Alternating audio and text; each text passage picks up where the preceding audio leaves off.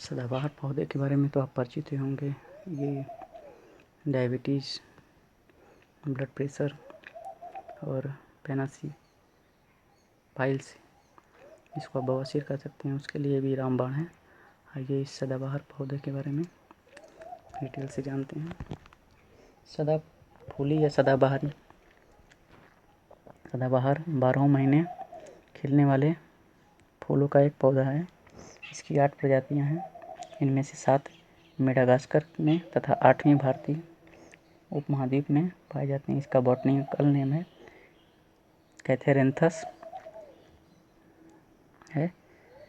भारत में पाए जाने वाले प्रजाति का वैज्ञानिक नाम है कैथेरेंथस रोगस। इसे पश्चिमी भारत के लोग सदाफूली के नाम से बुलाते हैं। मेडागास्कर मूल की यह फूलदार झाड़ी भारत में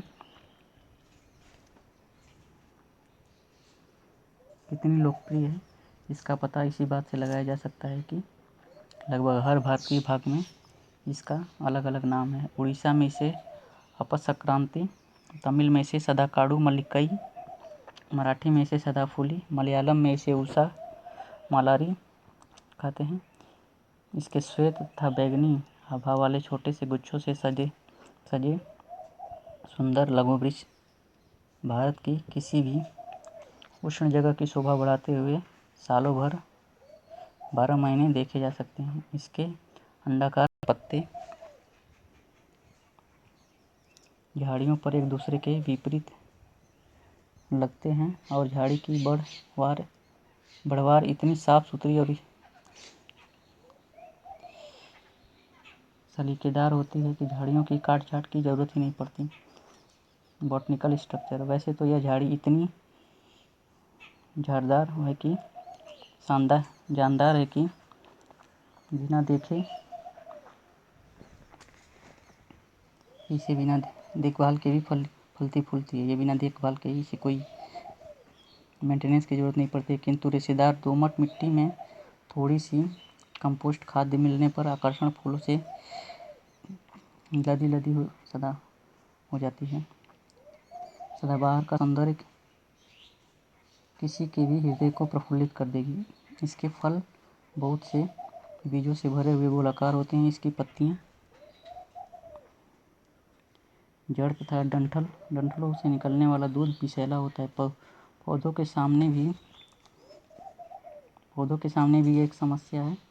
वे चाहते हैं कि उनके फल तो जानवर खाएं ताकि उनके बीज दूर दूर तक जा सकें, किंतु यथासंभव उनकी पत्तियां तथा जड़ न खाएं। इसलिए उनके अनेक वृक्षों के फल खाद्य होते हैं, किंतु पत्तियां, जड़ आदि कड़वे या विषैले या जहरीले होते हैं। सदाबहार ने इस समस्या का समाधान अपने फूलों को खाद्य बनाकर तथा पत्तियों व झाड़ों को कड़वा हुआ तथा विषाक्त बनाकर दिया है। ऐसे विशेष गुण वाले पौधों में विशेष क्षारीय अल्कलाइन रसायनों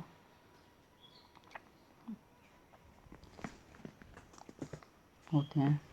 इसका मेडिसिनल प्रॉपर्टी, सदाबहार की पत्तियों में विनिक्रस्टिन नामक क्षारीय पदार्थ भी होता है, जो कैंसर, विशेषकर रक्त कैंसर में बहुत उपयोगी होता है। मधुमेह, रक्तचाप इत्यादि के उपचार के कारण इस विषाक्त पौधों को संजीवनी बूटी कहा जाता है।